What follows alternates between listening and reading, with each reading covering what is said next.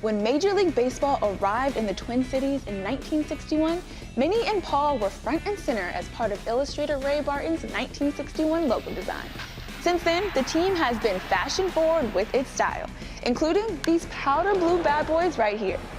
And this season, the Twins gave their uniforms a full Minnesota makeover. Get ready to follow the thread next on Inside Stitch.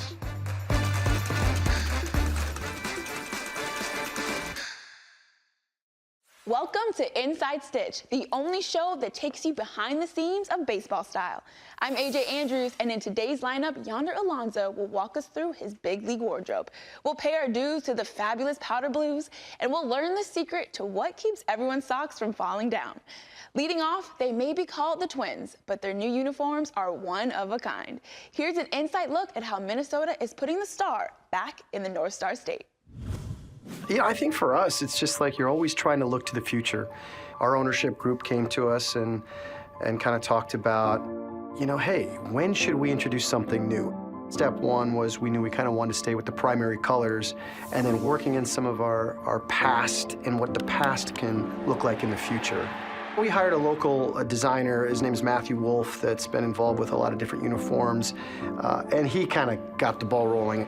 We didn't want to go too far away from who we are and who we have been.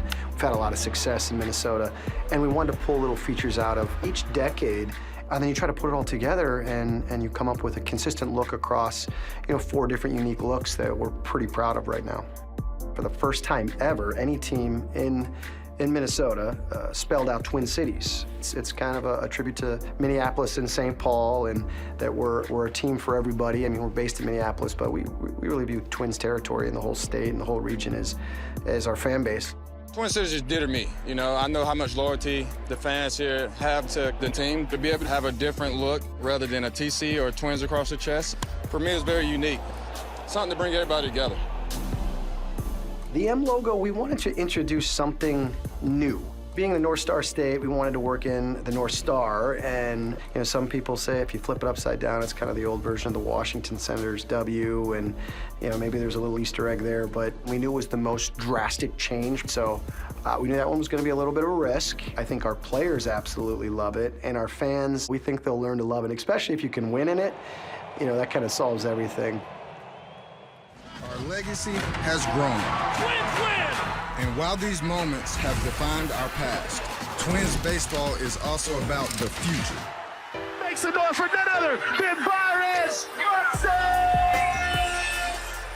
The fashion show was electric, I would say. The minute we could actually show them off, and Byron Buxton walked out on that stage and he was feeling it, and he was, even getting in the uniform was fun to watch him just feel kind of showing off like his threads with his teammates, and was like he kind of got that one that was going to wow the crowd, so to speak. And those players with the biggest smiles, the fans, the responses, the alumni that were there, it was really a connection of all generations. I mean, we believe there's something for everybody. My rookie year, we had pinstripes on the road, so it was kind of a nice little touch that they brought back this year. That's one of the old sayings, guys would use in the clubhouse. You look good, you feel good, you play good. I think it's definitely what the Twins want in today's game. Your past, it creates your present, and your present creates your future. The guys out on the field and what they wear, people care about it, and we took it very serious and very proud of what we accomplished. These new uniforms are fire, or should I say they're ice, since it is Minnesota we're talking about. Check out the brand new Twins gear by scanning the QR code on the screen and heading to the MLB shop. I really love the new design, but I'll miss those sweet powder blues. And that got me wondering, which team wore the sharpest powder blue uniforms of all time? We polled our MLB.com writers to come up with the laundry list. At number 4, they didn't start the trend, but they did start this thread. The Minnesota Twins, who introduced a powder blue pullover to their kit in 1973, just look at that tri-stripe V-neck.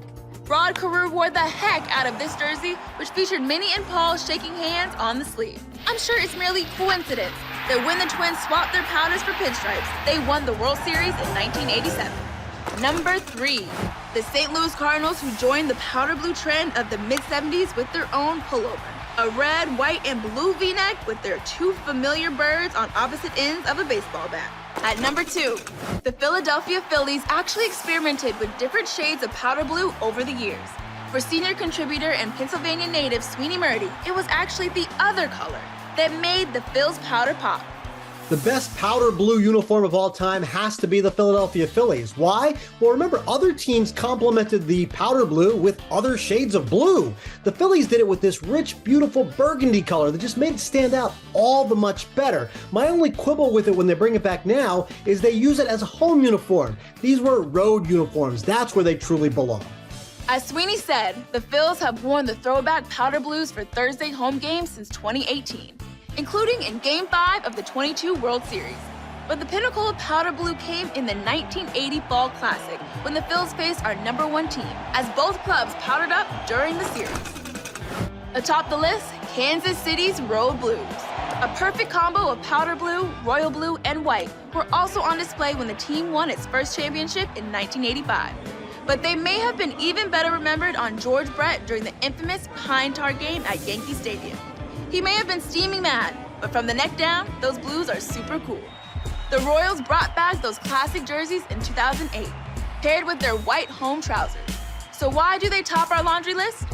Commitment. This season on opening day, KC went all the way. The pants are now powdered as well. Now that's what I call a fit check. Next on Inside Stitch, it's time to take a runway walk straight down memory lane. During his 10-year Major League career playing for 7 different clubs, Yonder Alonso wore dozens of uniforms and made countless memories. He'll share some of them in a segment we call A Stitch in Time.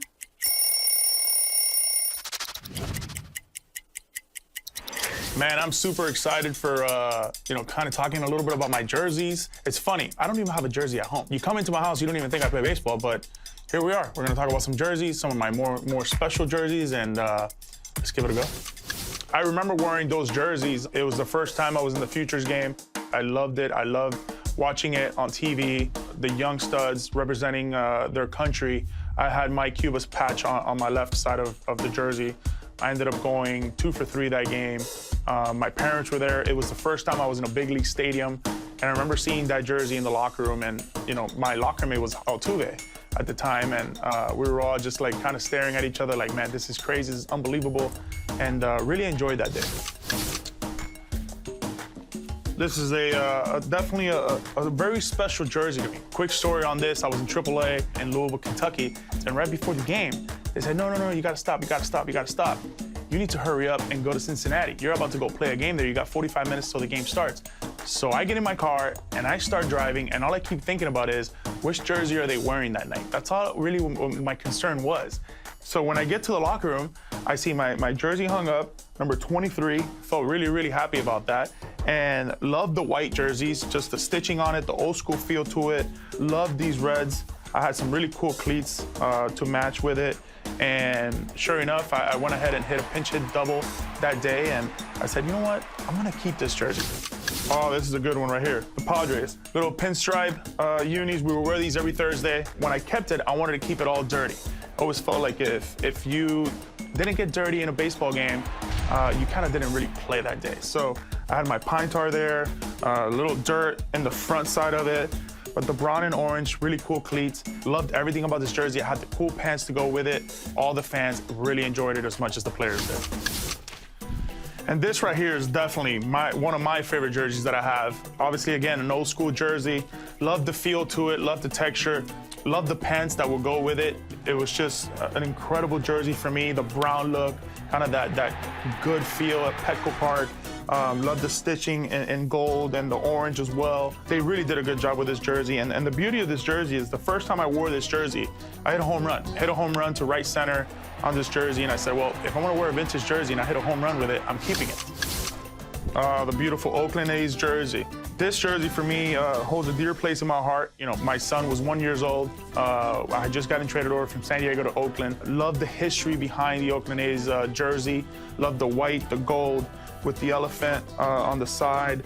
For me, the jersey's so special because not only is it the team that I made my All-Star game with, but I have so many dear friends, so many people that did so much for me, a lot of special people there in that organization, and you know, the Oakland A's is the A's way. You got to play hard and you got to represent. The All-Star jerseys were amazing in 2017. I was able to be a part of that. The cool thing about that jersey is it really had that Miami flavor, but Miami's my hometown, so I really got to represent that jersey well. Won 2 for 2. I ordered about 3 or 4 more of those jerseys just because I wanted to keep it, but the texture of it, very light, very comfortable. It felt like a t-shirt. I love the coloring on it, the teal with a little bit of an orange on it. Just an absolute amazing jersey, of course. It's the All-Star. Now, this is a really, really cool jersey. The beauty of this jersey is the Mariners, it has so much history, obviously. Griffey, Edgar Martinez was my hitting coach during that time. Randy Johnson and so on, our own Harold Reynolds as well. I absolutely loved it. Loved everything about it, the feel, the texture, the thin, kind of the stitching. It's heavy, so you kind of feel that jersey that was very heavy. Check it out, the last name and the number. They have a little glitter on them, so they kind of stack up. It just feels right when you wear it. You know, I had some really cool cleats to go with it because I had some glitter on my cleats. So all the above with a little pine tar. The way it gets dirty when you slide, it just kind of like rubs off on that glitter. It's really, really cool. Probably one of my more special jerseys that I have. Cleveland. I remember the first series I had, the first home run I hit was a grand slam against Seattle, which was the team that I had played for the year before. As we know, Cleveland can get a little cold, so I would wear the dark blue long sleeves. And for some reason, this jersey, I always liked my jersey a little longer, and reasons for it, for a little padding. So when I would slide, I wouldn't get all patched up and roughed up. The cool thing about this jersey is that it's got the postseason patch. And I want to talk a little bit about this, how special this is for me, because it took me 8 years to get to the playoffs. I remember the day that I wore this and I saw the patch, I said, I'm keeping this jersey no matter what. The patch is a little heavy, feels good. You know, it means you kind of made it. The whole team worked very hard for it. Just a great jersey. All right, guys, I had a blast talking some jerseys, talking these memorable moments, and thank you for stopping by and sharing a stitching time with me. Fabuloso, fabuloso, fabuloso, siempre clodado, nunca mitolín, fabuloso, fabuloso, fabuloso, fabuloso, fabuloso, fabuloso, siempre clodado, nunca mitolín, fabuloso, fabuloso, siempre clodado, nunca mitolín, fabuloso, fabuloso, fabuloso, fabuloso, fabuloso, fabuloso, siempre clodado, nunca mitolín. The World Baseball Classic featured plenty of drama, along with international flavor and some fantastic uniforms. It's amazing to think how far we've come, especially when some of the early innovations were just about socks. Here's our genuine article, Michael Clare, to give us the lowdown on some high fashion. The year is 1868. Little Women has just hit the bookshelves, Memorial Day has been observed for the very first time, and you've got a baseball team that you want to stand out from the crowd. So what do? You put them in socks. Yes, this is the year that the Reds earned their name thanks to their notable hosiery. MLB's official historian John Thorne said that team owners were trying to create a sensation. More importantly, quote, high socks displayed manly calves, which the ladies liked. Yes, today we are talking about that clothing accessory which you always receive on Christmas and simply must be removed when in the bedroom. Nothing other than a bat, ball, and I suppose base is more baseball than the sock. Today we want to focus on the stirrups, that magical accessory that is essentially a piece of floss for the human body, just a thin strip of fabric looping under the foot. For that we have Nap Lajoie and a blood infection to thank. On July 4th, 1905, the Boston Globe reported that Cleveland's Napoleon Lajoie was out with blood poisoning after he was spiked during a play. The Globe reported that some of the dye in his stocking got into the wound and infected it. Now, while that's not actually, medically true, it was a good enough reason for Cleveland and the rest of the league to start wearing white sanitary socks. The look took off and was soon worn by nearly every team by 1910. The styles would change over the years, but then superstar Frank Robinson caused a total sea change of soccery. The slugger Stretch Armstronged his stirrups so that there was but a thin band of colored fabric against the snow-white sanitary, a look that soon spread around the league. Robinson may have also discovered a whole new way to put on your socks. To make sure his stirrups never sag, Robinson taped his socks up against the sanitary and then put his pants on inside out. When he pulled them up, they were already in place. That sounds like a great way to keep your socks high, but would be a nightmare if, hypothetically, you needed to use the bathroom in between innings. Welcome back. Come on back, man.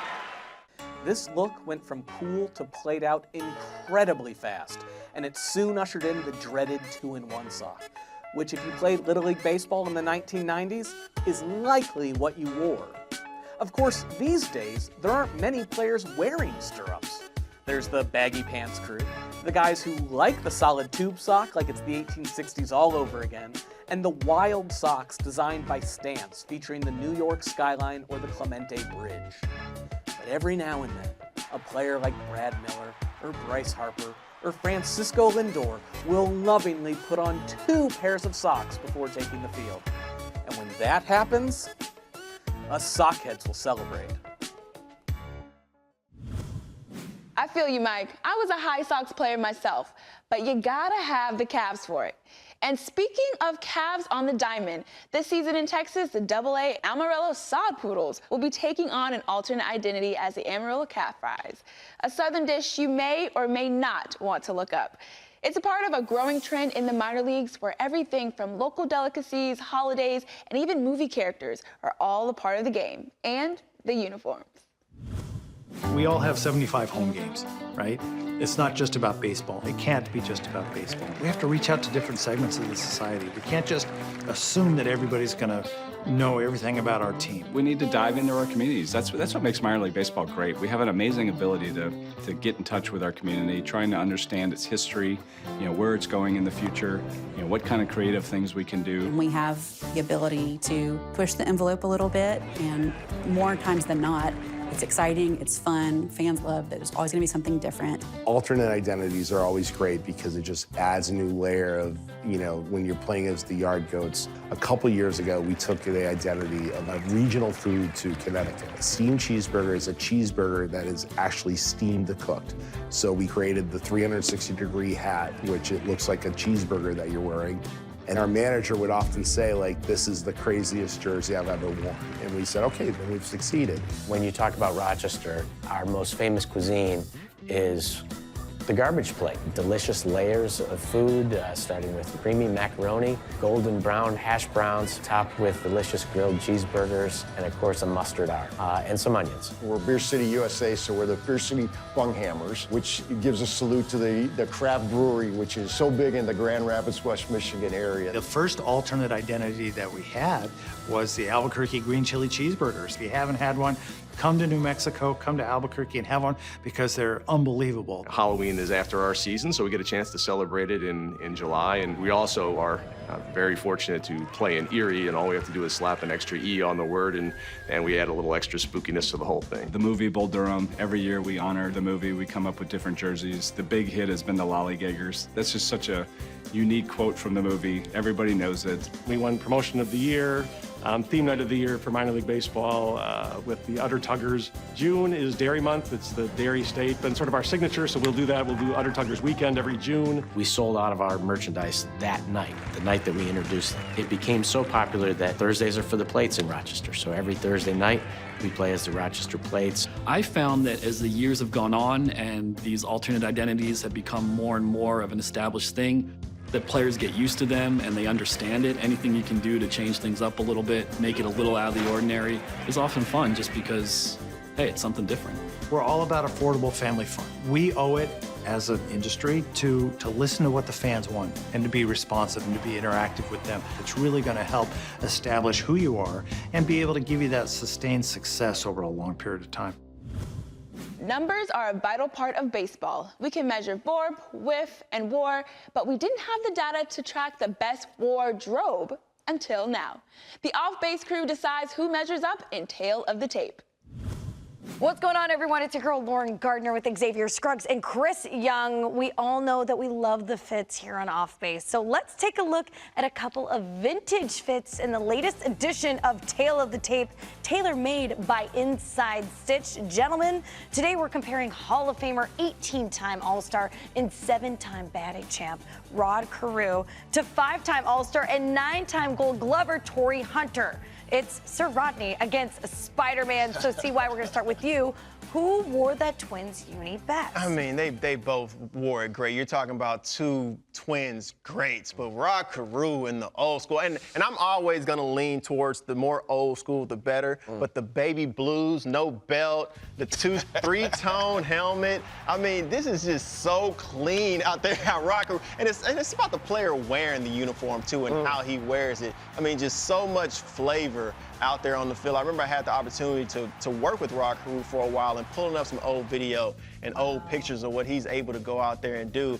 I mean, nobody was wearing the uniform like Rod already. I mean, he had time where he had this little afro that he was poofing out under his hat. I remember, like, some old school video, but this uniform, I mean, there it is right there. Did you ever pose like that? How many baseball photos have you guys taken? That was the Little League photo right there. Yep. Yeah, but pulling up the uniform, you seeing the high stirrups. I mean, if I ever had an opportunity when I was playing to wear the original stirrups, not the socks with the stripe on it, but actually wear your sanitary sock. Wow. This is this long white sock that came all the way up to your thigh, and then you put the actual stirrups on. I always took advantage of the opportunity, so I really appreciate and love that old school flair right I have a really random but practical question about the stirrups. Like, did it ever hurt the bottom of your foot with the seams?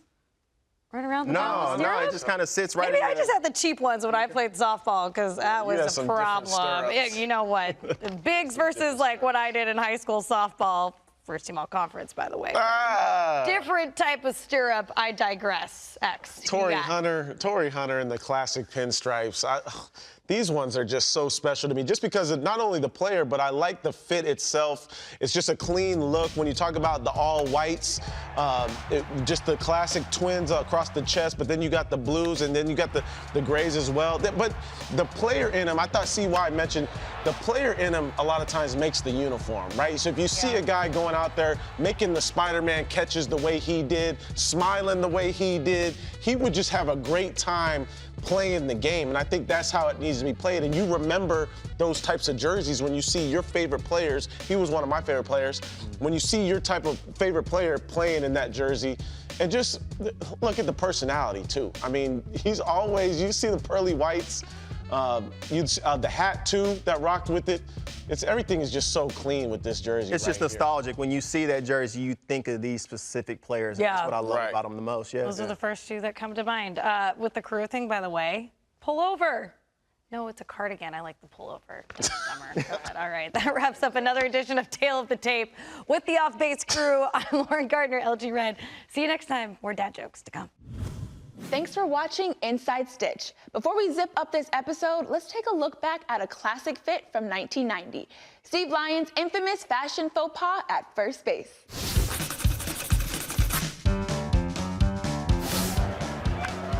There's the bunt. That could be trouble as Petrie. No, Stevie dives in and beats it. Good effort by Steve Lyons. That'll be a base hit right there. Good job. I'll tell you one thing, not a bad defensive play either by the Tigers. Did you see that? He's going to get the dirt out, and all of a sudden he unbuckled his pants and they fell down.